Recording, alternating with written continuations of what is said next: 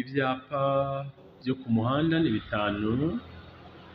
Umunsi w'ejo twarebye ibyapa bibuza, tureba ibyapa bitegeka, tureba ibyapa ndanga, hanyuma dusoreza ku byapa byo gutambuka mbere.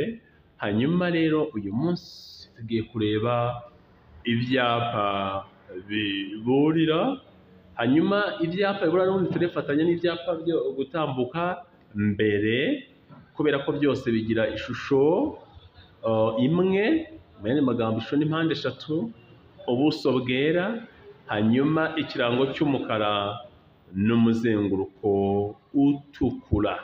Ngibyo byapa biburira n'ibyo gutambuka mbere, bigira ishusho ya mpande eshatu, ubuso ni umweru, hanyuma ikirango cy'umukara, noneho n'umuzenguruko utukura. Hanyuma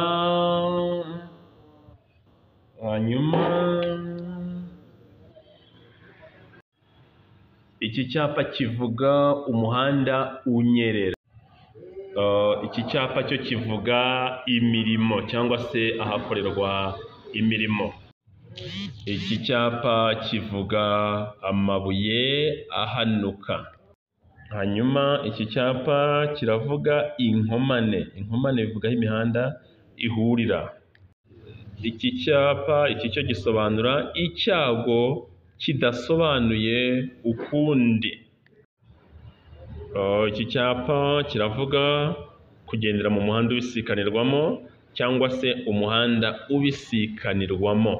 Umuhanda ubisikanirwamo. Hanyuma iki cyapa kiravuga umuyaga w'intambike cyangwa se ni umuyaga uhuha intambike. Umuyaga uhuha intambike, mu gihe iki kivuga umuhanda ubisikanirwamo, mu gihe kivuga imirimo, hanyuma iki kikavuga amabuye ahanuka. Iki cyapa kiravuga umuhanda utaringaniye. Umuhanda utaringaniye. Kino kiravuga ibimenyetso bimurika. Icyapa cyerekana ibimenyetso bimurika. Kino cyapa cyerekana utubuye dutaragurika. Hanyuma iki kiravuga agacuri kateza ibyago.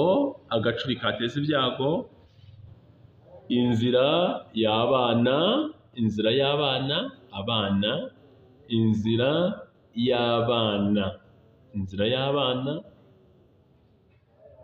Utubuye dutaragurika. Ikibuga cy'indege. Umuhanda utaringaniye. Umuhanda unyerera. Hanyuma cyerekana umuhanda ubisikanirwamo. Icyago kidasobanuye ukundi. Hanyuma iki cyo kivuga icyago kidahoraho. Inzira y'ibinyamitende. Inzira y'amatungo. Hanyuma iki kivuga inzira y'inyamaswa.